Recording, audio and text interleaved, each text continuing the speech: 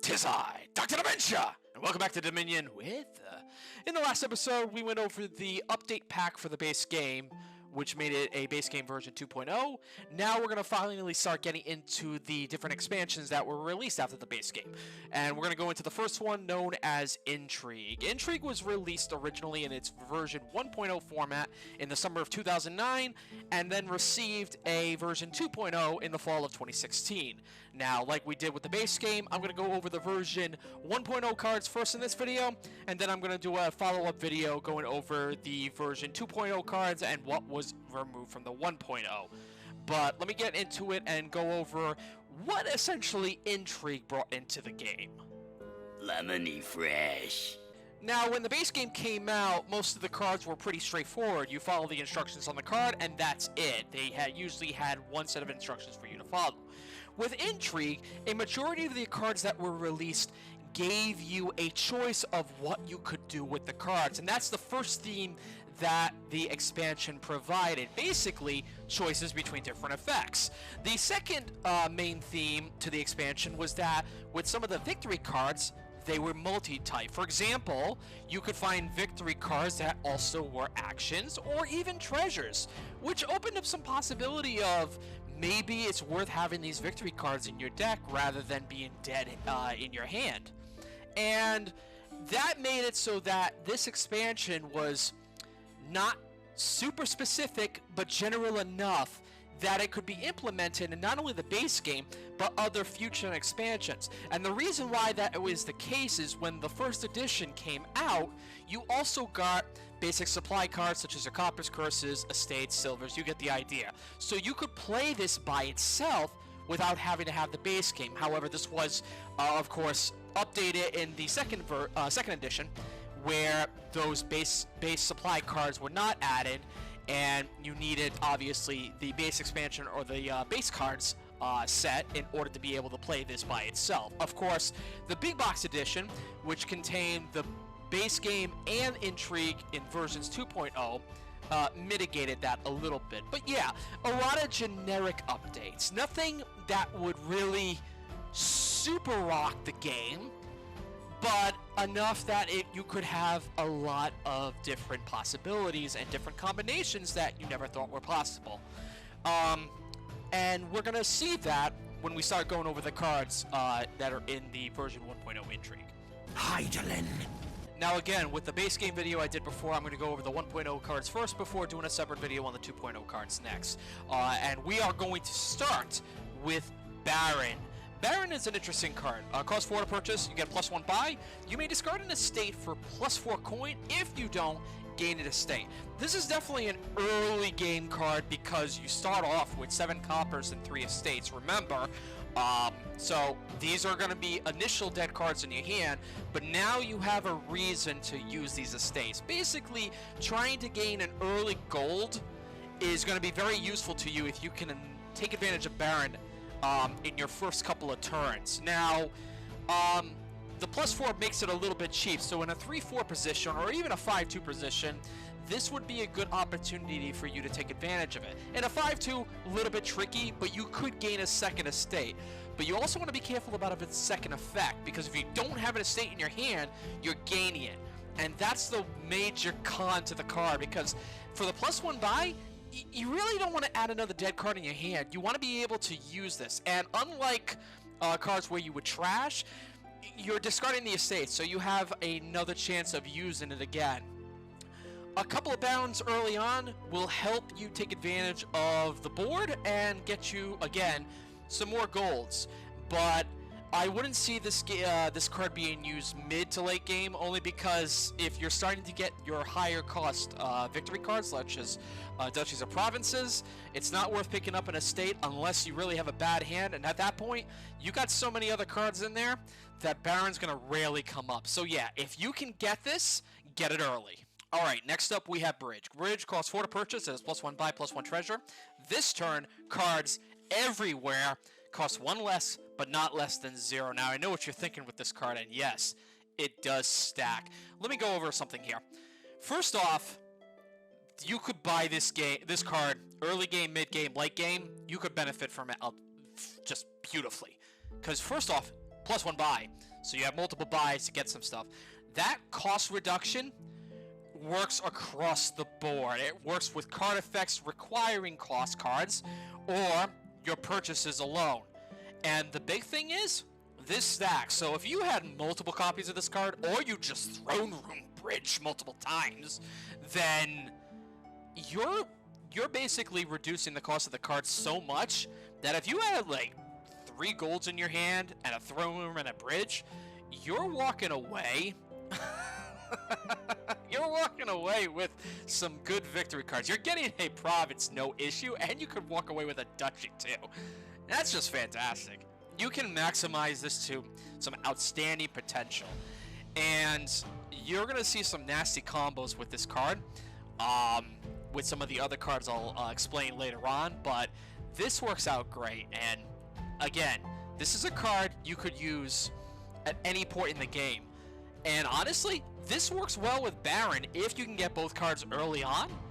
So you could walk away with a province very early game while your opponent looks at you like, why the hell are you doing this? Stop it. And moving on, we have the Conspirator. It is for to purchase plus 2 treasure. If you play 3 or more actions this turn, counting this one, plus 1 card, plus 1 action. Now, early game, you could pick this up, and it's basically just the silver you play with an action card. But as you get more and more action cards, Conspirator becomes stronger, and that's where its big action really shines, because then you could pull off a couple of the Conspirators in order to continue your draw power, but more importantly, increase the amount of treasure you have. This, with Bridge, is very useful. Market is another useful card to take advantage of, and you're basically just increasing the amount of treasure you can play. You could pick it up early game and say, boom, you have this extra silver, and just use it toward extra action cards.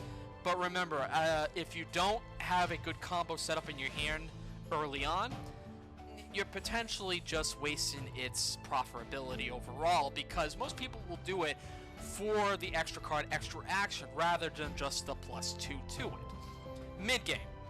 Again, if you really want to get this early game, 1 until you have a good setup of action cards that you can play off of this in order to get its full effect. Now, speaking of stacking effects, Coppersmith. Coppersmith also costs 4 to purchase. Coppers produce an extra 1 this turn.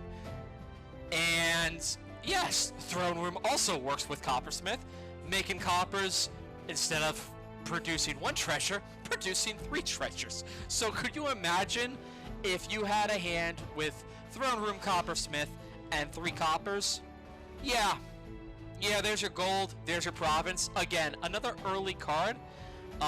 There is 2 potential issues with it, however. First off, 7 coppers, I wouldn't build an engine around the coppers just so that you can take advantage of Coppersmith every single turn, because you're going to flood it with some useless cards, and if you don't get Coppersmith, it's not going to work out great. And you need to be able to constantly draw into the coppers and have your Coppersmith in hand. So you also need to find a way to continuously keep getting Coppersmith in your hand. It makes for very bad deck construction, and in the long run, it is a very low payoff. And even with reliable sources of draw power, there are still some better alternatives. So this is a very early card, and if you really are wanting to take advantage of it, yeah, get it like near the beginning of the game, like Baron, and if Throne Room's in play, go for it. But mid-game, you're probably looking at some better options, and if you've been buying golds with Coppersmith, then there's no point in continuing this trend, and I wouldn't rely on it too heavily afterwards. Alright, so next we have Courtyard. Courtyard costs 2 to purchase. It is plus 3 cards, but you put a card from your hand onto your deck. Now, just from the initial look of it, it's plus 3 cards like Smithy from the base game, where that costs 4 to purchase instead of this, which costs 2. That secondary effect is probably why it has that cheap cost to be able to purchase it for you. Now, I know what you're thinking. Is that a pro and a con? Well, the con is here while it says right on the card +3 cards, it is technically +1 in card advantage. You are playing this from your hand to draw 3 cards, so right then and there it's +2. However, then you take a card from your hand and putting it onto your deck, so technically it's a +1. That's the only card, but it does have flexibility. If you want a little bit of deck control in what's coming up in your next turns, then this is probably a useful card for you. And you could probably see yourself picking up maybe 2, possibly 3, depending on how big your deck is. Because let's say, for example, you reach a point where this is the last card you play. You have no more actions after this, and you just draw into an action. You have a dead action in your hand. Well, thanks to Courtyard, that might be for this turn, but at least next turn, you can have a fresh start with something that you might be able to take advantage of. So it will have some uses for you to control how your next turns could start off with if your opponent is not ready for you with a specific attack card. So mid-game-ish, I would say. You could potentially say early game if you already have some good action cards very quickly, and you can manipulate your deck into that Coppersmith or that Baron if you know that the estates are coming up. But don't rely super heavily on the card unless you have plenty of actions that will just synergize with it in general. Now we're going to start looking at some of the new victory cards that have been added to Intrigue, the first one being Duke. Duke costs 5 the purchase and simply is worth 1 victory point per every duchy you have in your deck. So for example, if you had 5 duchies, each Duke would be worth 5 victory points. Now, this also balances with how many victory cards you play. So for example, if you were playing with 2 players, you should be playing with 8 Dukes rather than the normal 10 for action cards, because this is a victory card and not an action. Now, Duke is not useful really until you have a situation where all you're able to do is buy duchies, and at that point it means that you've had a bad hand and you can't get a province. And honestly, there's not many situations where you really would be wanting to buy duchies. For this to really have a decent effect for the same cost as a duchy, you need to be able to have at least 4 duchies in your deck. So there's not many games where that's going to be super great. And if your opponent's been buying the duchies more than you have, then Duke is completely useless to you. So it's got a very slow ramp up.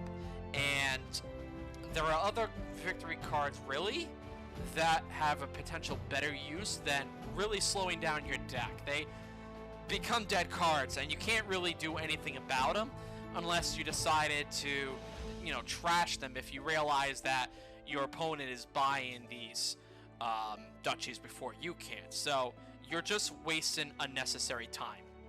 If you really are having trouble getting treasure in your hand, and the only thing you can do is get duchies, then yeah, that would be the opportune time to get Dukes. But if you're having that much issue, you might want to consider some alternative options. So the next one we're going to look at is another new victory card added to the set, and that is Great Hall. Now, Great Hall is actually a dual victory action card, which also gives you 1 victory point, so essentially a bit of an upgrade to the estate. Costs 3 to purchase, but it also gives you +1 card, +1 action. So it counts as both an action card and a victory card. So because of the victory card title, it has the same effect as Duke, is where if you have 2 people playing the game, you have 8 in the supply. If it's 3 to 4, you have 12 Great Halls in the supply. It's a great way to go even in card advantage, but by also gaining you a tiny bit of deck control. However, it doesn't really contribute much to your deck's performance overall, and it's only really worth adding late game if you have extra coins and an extra buy to take advantage of, and I would rely more heavily on this than Estates because of the fact you can continue to draw into it. Yeah, Throne Room works with this, so yeah, +2 cards, +2 actions, so that's pretty useful, but it does work to benefit some other synergies you have in your deck, and there are other cards you'll see coming up that take advantage of that, but only buy it if you have the treasure to do it after purchasing some heavy expensive cards later on. But it is definitely a much better improvement over Estate, and it's, you know, you can make it work. Next up on the list, we have the Red Mage Victory and Treasures, and that is Harem. Harem costing 6 to purchase. It is a dual treasure victory card, plus 2 coin, plus 2 victory points. Again, like the other victory cards, 8 in games with 2 players, 12 copies with 3 or more players. Right off the bat, we're looking at a major con with this card costing 6 to purchase, same as a gold. So you have to ask yourself, when is it really a good time to purchase this? I think the more opportune time to pick this card up is if your opponent is playing a Duke Duchy combination and you can't get any Duchies because he swiped them all. So if you had 6 rather than 5, then yeah, pick this card up.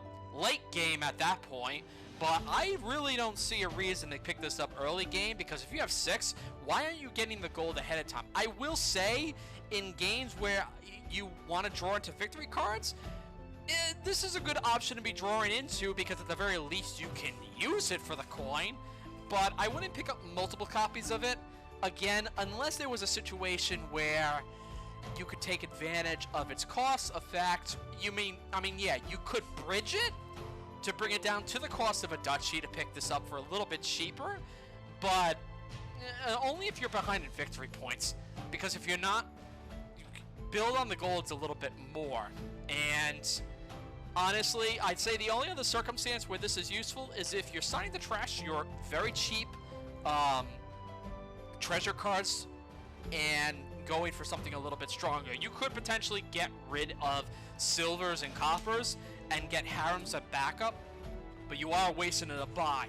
If you're able to gain this card and still have your buy with your treasures intact, that's not bad. But again, it depends. I'd say late game, again, if your opponent is really struggling to get some good treasure cards, and you are too, and also struggling to get those provinces, I would say pull for these instead of the dukes, because at the very least you have some viable possibility with it. Now, remember when I said that Bridge has a lot of potential synergies with multiple cards? Here's a good example of that. Ironworks. Ironworks costing 4 to purchase. You gain a card costing up to 4. If the gain card is an action card, +1 action. If it's a treasure, +1 coin. Or if it's a victory card, +1 card. Now, right off the bat, you have choices that you can make depending on what's in your hand. Now, I'll go into the bridge synergy in a second, but let's take a look at this in further detail. So, you're basically gaining 2 effects, and this is where the main theme of Intrigue comes in. You have choice. So you can choose to decide based on what's in your hand. For example, let's say you had another action card that you wanted to take advantage of in your hand. You could potentially pick up another action card. You could potentially pick up another Ironworks if you wanted to, gain another action. If you want to try to hope for a draw where you can get more treasure in your hand, you could go for a victory card and get +1 card. Now, it's pretty cool that you look at this card and you could say, for example, if you really wanted to, pick up a Great Hall, and that way you break even in your card advantage for an upcoming turn for an extra victory point. That's useful as well. You still get a card from that. If you picked up either a copper or a silver, and honestly, I would say silver, you gain +1 coin. Now, early on, it's good, and a couple of them will get you a good benefit. Bridge works out perfectly for this card because then it reduces the cost of all the cards on the field. So, you know, just for an example, you throne roomed Bridge and you had an Ironworks in your hand, you could gain a gold and still get +1 treasure for that turn. I'm just giving you an example. There's a lot of possibility, but they can be relevant. If you get this card early on, you're basically looking at the actions on your field, and hopefully you've got a good chunk of actions that cost at least 4 or less. If Bridge is in play, 5 or less, because then you have a good sweep of the board for yourself. Early game with a couple of them, but mid to late, don't go super crazy because you're going to want some better options to pull faster than this. And of course, while editing the video, I completely forgot about the other thing I wanted to mention about Ironworks.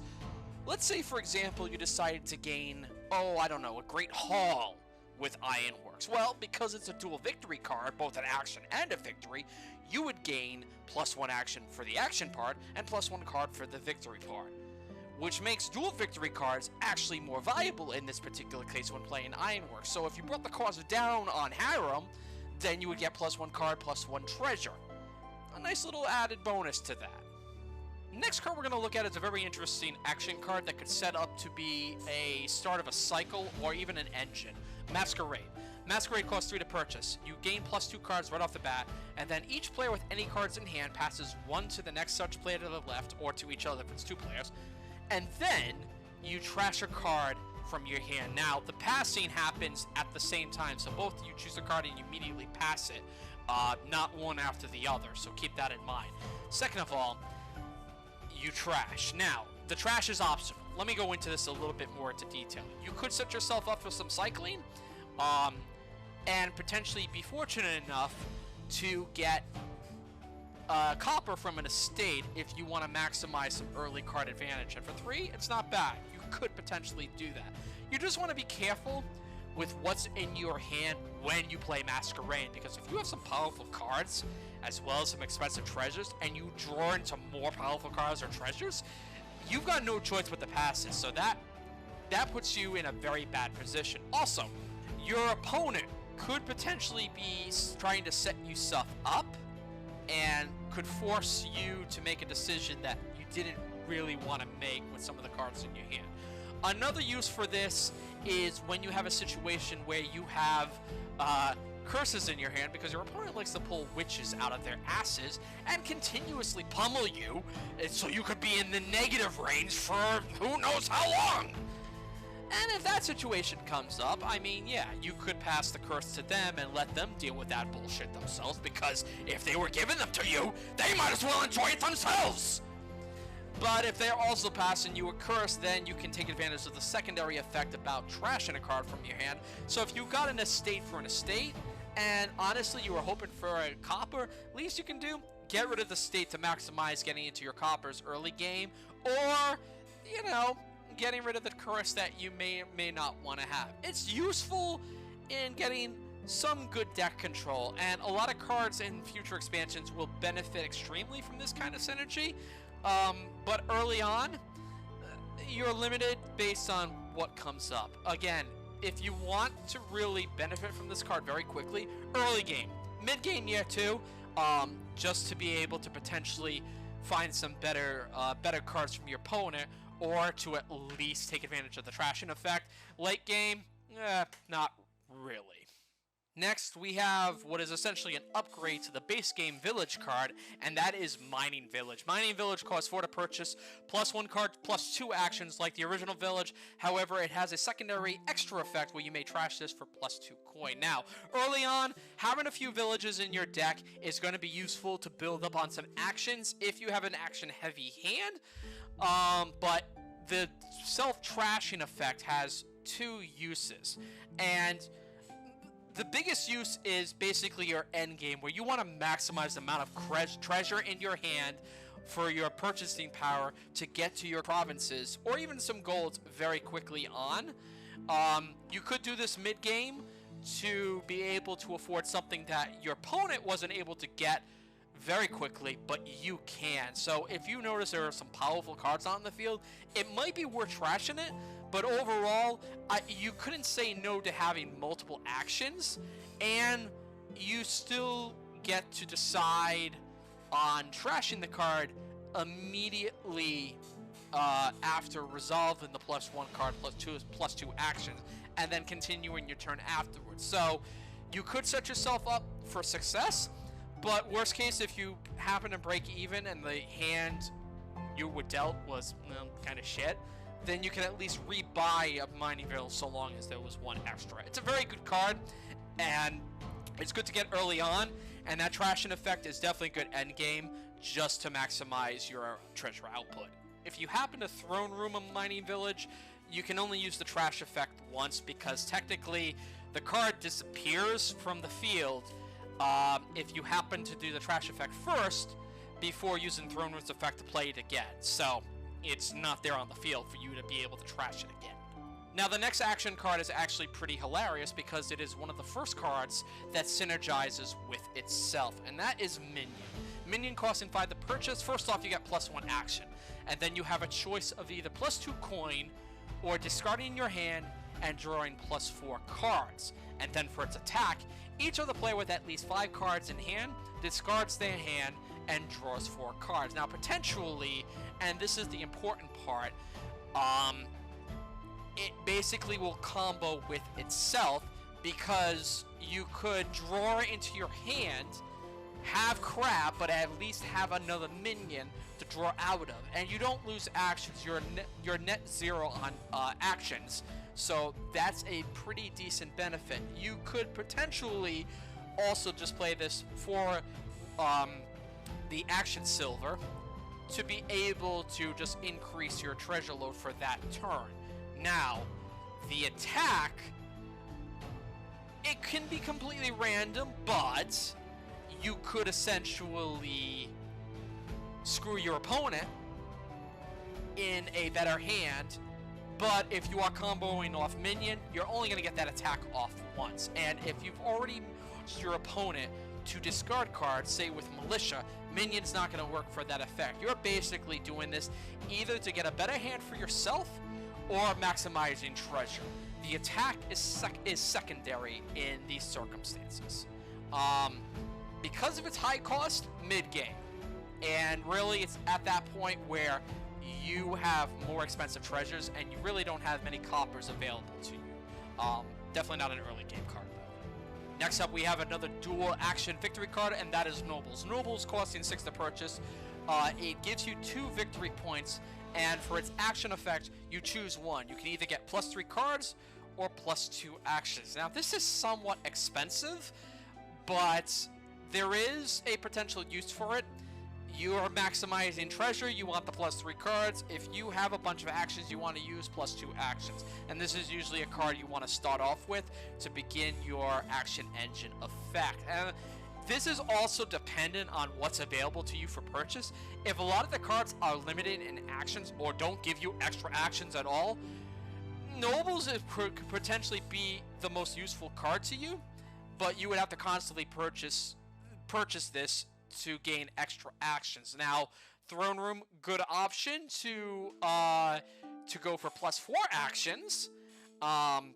So it could be good, but it's definitely not the main role of a victory card. And again, this is the same situation where, do you really want to take advantage of this where it costs the same as a gold? Maybe, but you never know. You could draw into the gold too. So, this is more of a case-by-case basis. Look at what's available to you on the supply piles. Look at the kingdom cards. If you notice, a lot of these cards are limited in actions. Nobles might be your best bet. And while it is an expensive card, you might want to consider it just so that your deck has a little bit more flexibility. Otherwise, the game might get just a tad bit slow. Next one is a quite interesting card, Pawn. Pawn costs 2 to purchase, and you basically choose 2 effects from these 4. +1 card, +1 action, +1 buy, and +1 treasure.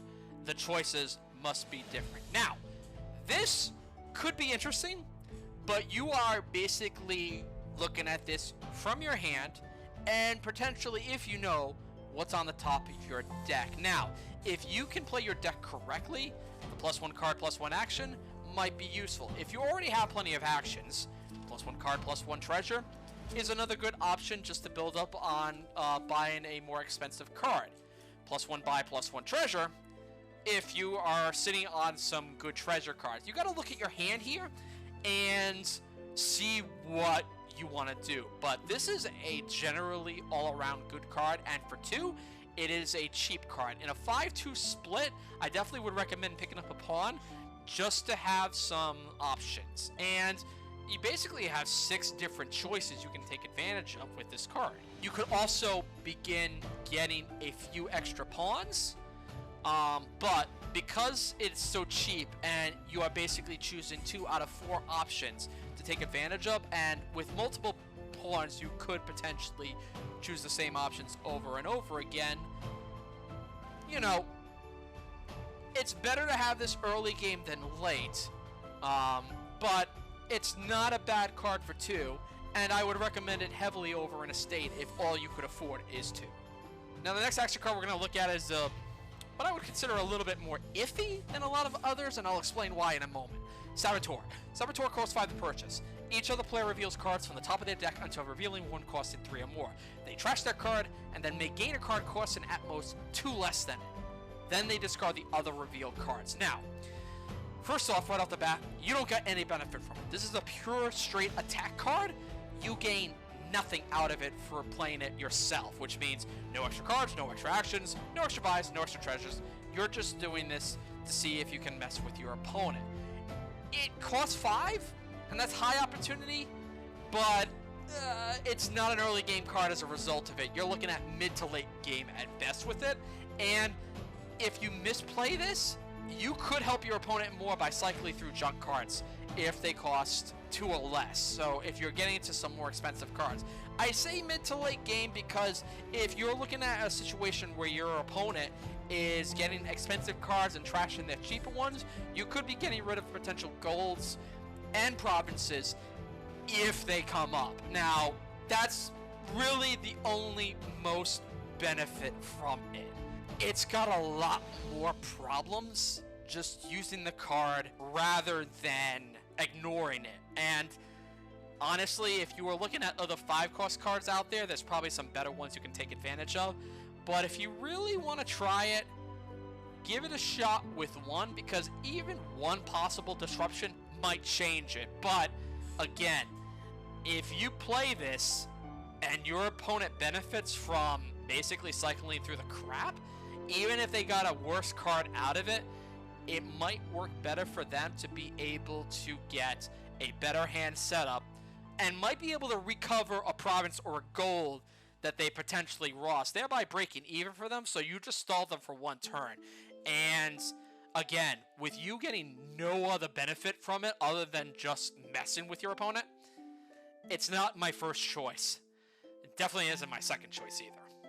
Next up, we have an action card that's been up for debate for a while, ever since it was originally released, and that was Scout. Scout costs 4 to purchase. It is +1 action, and you reveal the top 4 cards of your deck, put any revealed victory cards into your hand, put the other cards on top of your deck in any order. Now, you stay even on action advantage per se, so it's not bad, but it does do poorly with a lot of deck compositions, and basically it's not going to help improve your current turn situation that you're currently in. Now, that is more dependent on what's available in your hand, because you could have more action cards and you could have more draw power, and getting the victory cards out of your deck, at least a few of them, might look like a bad thing, but it sets you up for your next turn. I mean, granted, it would set you up for your next turn, but that's about it. However, if you remember, we did talk about a few different dual victory cards: Harems, Nobles, and Great Halls. Since they are all victory cards, they benefit from this effect. So if you were building your deck off of those 3 cards, Scout's an outstanding choice, because then you could just potentially draw into some good uses. Nobles for the extra actions, Great Halls to draw back into your deck, and the Harems obviously for the treasures. This is a victory engine. That's essentially is. And this is a victory engine that relies heavily on those dual victory cards. And even if you had estates, you're basically getting them out of the way to build yourself up for a better hand for your next turn. The question is, will you survive the next turn? And the reason why I say that is because your opponent might be ready to win the game on your next turn. So there's very limited chances you're going to be able to take advantage of it. And again, it really depends on how many dual victory cards are out there. If you can really afford to take advantage of it, that's fine.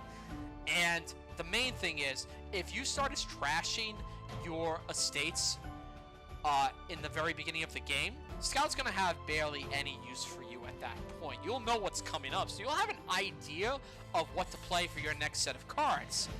But the victory part of it kind of goes down the drain. Mid-game, and only especially if you have some better dual victory cards, such as Great Halls, Nobles, or Harems, if you're playing with any of those cards. If there's no really any good victory cards, skip over it. Next up, we have the only reaction card for the expansion 1.0 version, that's Secret Chamber. Secret Chamber is an action reaction card costing 2 to purchase. For the action effect, you can discard any number of cards, plus 1 treasure per card discarded. For its reaction, when another player plays an attack card, you may reveal this from your hand, and if you do, plus 2 cards, then put 2 cards from your hand on top of your deck. Now, the biggest thing here to keep in mind is this is useful with cards such as Thief, Spy, and even Minion. And the reason being is it prepares you for those cards. If you know, for example, your opponent's going to play Thief and you don't want to lose good treasures, having the Secret Chamber in your hand, when you have it, that's the con, will make it so that you don't lose the treasures, your opponent doesn't gain those treasures, and you just lose having a couple of dead cards in your hand. So that's definitely a good situation. It's, however, first off, you need attack cards. So if this card is being played and you see no attack cards, obviously you're not going to get the reaction effect. And it's very rare when you want to do this situation. There's +0 to card advantage because you're basically scrying to see what's coming up and wondering if you want to play it first or play it second. And then it's basically, it's dependent on what actions are out in the field. Now, don't get me wrong, it's a 2-cost card, and discarding cards from your hand to gain a treasure for each card discarded, it's not bad, but more times than not, you're playing it for the action rather than the reaction. And there, I mean, we've already talked about Pawn as a viable 2-cost card. It is a better option than just having a plain estate in your hand. But you have to, again, this is more of a situation where you want to see what is available to you before you actually take advantage of it. So look at the cards in the supply piles and then decide if Secret Chamber is going to be one of those cards. You might be better off with something else. If you notice your opponent is picking up the attack cards heavily, then yeah, maybe pick up 1 or 2, but it's also dependent on when they play it. Otherwise, kind of a pass. And next up we have Shanty Town. Shanty Town costing 3 to purchase, +2 actions, and you reveal your hand. If you have no action cards in your hand at the time you play Shanty Town, +2 cards. Now this is definitely an early game card, and the reason being is you basically want to play with as limited actions as possible to benefit from the draw power. And yeah, you could play Shanty Town on top of Shanty Town, but if you play it back to back, and you draw into an action card, well, that secondary effect, you're out of luck. But at least having a couple of actions isn't a bad thing. Minion's a good throw-off on Shantytown as well, because if you draw into the Shantytown, immediately playing Minion, then you can build back up to a normal hand size and be able to take advantage of it. However, as you get through the game later and later on, you want to be able to play any of your action cards first before playing Shantytown, because then at that point, when you realize you have no more action cards in your hand, then you get that plus draw power. You don't want to play it before that. You basically want to have that draw. Also, Throne Room, remember, if you could potentially draw up to 4 cards, but if your first draw is 2 and one of them is an action card, you're not getting that secondary effect. The actions, again, pretty useful. It's also dependent on what's on your hand. You shouldn't be playing more than a couple of copies of Shantytown, and it's a very early game card. So time it right when you play it. Next up, we have Steward. Steward costing 3 to purchase. You have one of 3 options to choose from: +2 cards, +2 treasure, or trash 2 cards from your hand. A lot of options from taking advantage of this in any point of the game, and you have multitude of combinations you can work with. You could start with early game trashing your estates and maximizing copper output to get higher cost cards very quickly early on. Or if you notice that you have high cost cards, golds and silvers, and you don't need to do any more trashing, then either the +2 cards or the +2 coin is beneficial for you, depending on what's available to you in your hand. The trash 2 cards can still be useful if your opponent's laying out the curses to you, and you can basically clear them off the board. Being a cheap cost card, it makes it a little bit easier to work with, and it sets yourself up for basically thinking ahead and deciding what's good for that turn. However, be that as it may, you don't get any actions, so be careful when you play this card. Other than that, again, all around decent card. You know, any point in the game you could benefit from it. Just remember, if you do the trash 2 cards from your hand, it has to be 2. You can only trash 1 card if you only have 1 card in your hand. Be careful when you use that effect, because you could outright screw yourself as a result of it. The next card we have throws the game into a little bit of chaos, but does provide some fun. Swindler. Swindler costs 3 to purchase. It is +2 coin for you. There's your benefit. The attack. Each other player trashes the top card of the deck and gains a card with the same cost that you choose. Now, this does require a little bit of strategy and knowing what is available on the board to be able to take advantage of it, but this is still a very good early on card, just for gaining a silver effect from the action. Plus, you could potentially trash a copper and give them a curse and make your opponent feel like they have already lost the game, in which case I've already lost the game, motherfucker! Anyway, this is also good in the late game as well. You could potentially throw your opponent off by trashing provinces and golds, but you want to make sure that you can find a card that is going to be worse for them. And it does have a more beneficial pro to the trashing effect. If the supply doesn't have any cards with the same cost, the player's not going to get anything.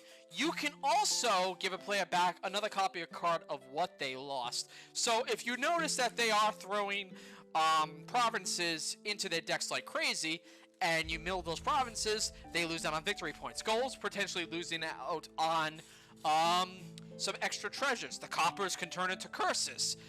There's a lot of options with this card, and you can throw off their combos, their strategies, and their entire deck engines with this card. And the fact that it costs 3, definitely an early game card, definitely a mid game card. You could go late with this one. Just time it right with your actions, and you're gonna have a lot of fun with this one. Next up, we have an attack card that gives you some choices, or rather your opponent some choices in Torturer. Torturer costing 5 to purchase. It gives you +3 cards, and then for the attack, each of the player either chooses to discard 2 cards, or it gains a curse to their hand. They may pick an option they can't do. Now, the reason why that comes into play, I'll explain in a second, but this is a situation where your opponent has to decide whether or not the hand is worth taking the curse. If the opponent can still get a decent victory card out of it, or a decent treasure card out of it, then yeah, maybe the curse is a good option. If they realize that they're better off getting rid of some useless victory cards that are dead in the hand, then yeah, they can avoid the curse doing it this way. And this is good in both situations, because you could potentially be setting yourself up for some better options. And this works well with Secret Chamber, because then you could potentially decide on yourself whether or not what's coming up is worth for your next turn, or if you would rather force a better effect off of Torturer. Now, the +3 cards with a Smithy effect is very good, so you could build on actions to play several Torturers in a row, and that's when you could fully take advantage of this, because if they know they want to keep the curse, then they have to decide that if you throw Rumor Torturer or played at least 2 or 3 of them in a row with the multiple actions, if they want to take all of those curses too. Now, they can choose to gain a curse if there are no curses left, and those curses will go to the hands instead of the discard piles. Now, if they are set up to trash those curses, well, I mean, can't really do much about it, but it makes your opponent think, and there could be some rage, there could be not. It depends on what their hand is. With this high cost though, mid-game start. Actually, you could also do early game if you got the 5-2 split at the very beginning. It's a good card to start off with. Getting +3 cards to pull into your comp is a lot more. Could set yourself up for some better action cards or even a gold forcing your opponent to decide whether or not the curses early on is going to be too detrimental for their deck.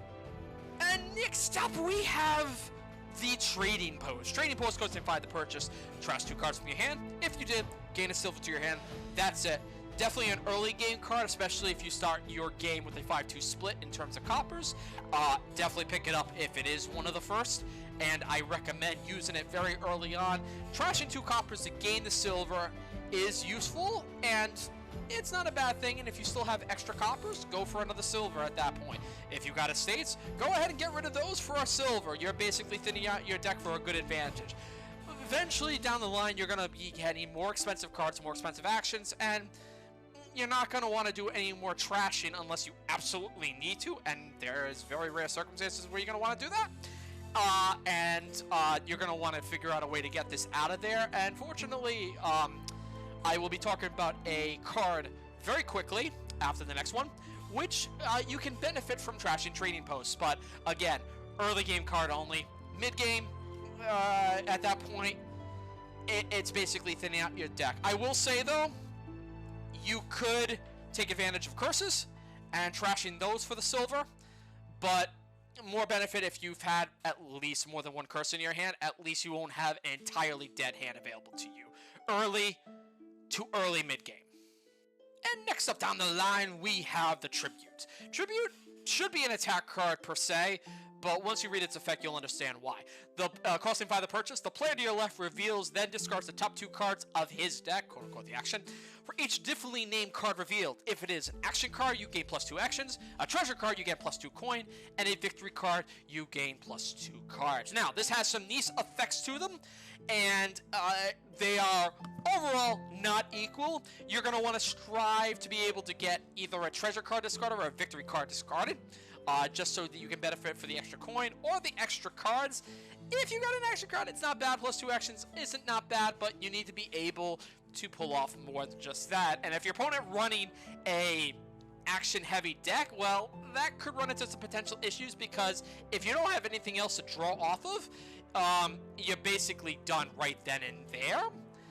So action-rich engines that your opponent's building is not the most viable to really work Tribute in. However, one good thing that Tribute does love are some of these dual-type victory cards, such as Harem, Nobles, or Great Hall, where they act not only as victory cards, but either actions or treasures. So if you notice your opponent's picking these up, then Tribute's going to be a good option there for you. In terms of cost, mid-game here, this wouldn't be my first choice on an early game, especially since they're limited. I mean, you're either going to get coppers or you're going to get victory cards, and you might get an extra coin and advantage drawing into it, but not for a 5-2 split starting off of.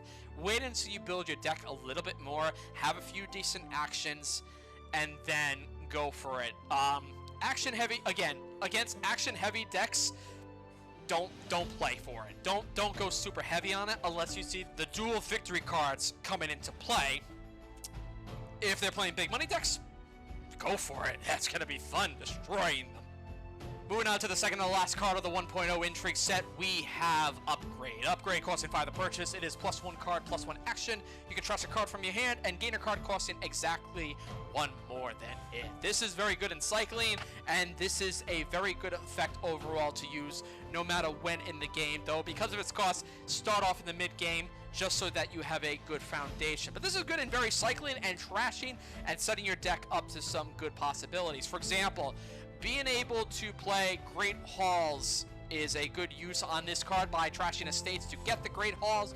It is a complete upgrade there.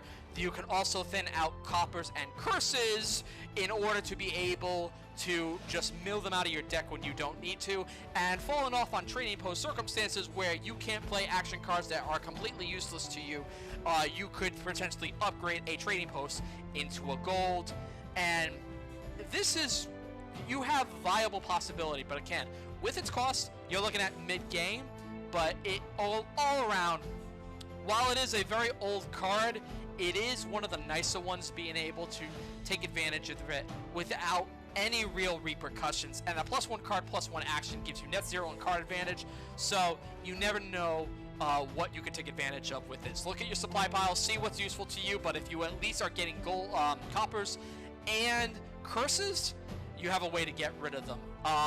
Just keep in mind, when you gain it, it goes to the discard pile, doesn't go to your hand. Just rule of thumb there. And finally, the last card of the set, we have Wishing Well. Wishing Well costing 3 to purchase. It is a +1 card, +1 action. With the added effect, name a card, then reveal the top card of your deck. If you named it, put it into your hand. Definitely a decent scryer, per se, but you have to make sure you name the card, not its type. Now, this is only really good in circumstances when you know what is on the top of your deck. So let's say you have the Big Bad Reaper Harbinger, and you play that first, and then you pull the card from your discard pile onto your deck, then that's a good option there. Now, niche uses all around, but a +1 card, +1 action with the potential of getting something else out of your deck, you could luck out if you knew what was in your deck early on. Just keep in mind, you want to try to avoid reshuffling your deck and quote-unquote wish it incorrectly, because I mean you could get a really bad side effect out of it if your opponent also knows what's coming up, because you do have to reveal the card, and that could potentially set your opponent up to a nasty play. So really only take advantage of this if you have the ability to combo off of this. Again, Secret Passage is a good, useful card there. Harbinger is another good, useful card to really work on this. But other than that, your +0 in card advantage. Take advantage of it if you know you can. And with that, that's the last card of the Intrigue version 1.0 set. I will do a separate video on the Intrigue update pack and the Intrigue version 2.0 cards that were added, as well as the ones that were removed from the 1.0 set. Based on my reaction, you might have an inkling of which ones were removed, but I will save that for that video. And with that, thank you very much for watching, guys. If you like what you see, don't forget to leave a like and a comment. And if you want to see more content, don't forget to hit that subscribe button. Every little bit helps. You can also follow me on Twitter, which I'll post regular updates and cat pics, just because kitties are amazing and they help the universe feel better. You can also follow me on Twitch, where I would be doing my streaming of Dominion Fridays and maybe a little bit more Final Fantasy XIV content. We'll get to there, trust me. Sometimes I'd like to take a break, you never know. And hopefully we'll get some more stuff going there. But anyway, thank you again for watching, guys. And until next time, au revoir. I know I said that wrong. Don't!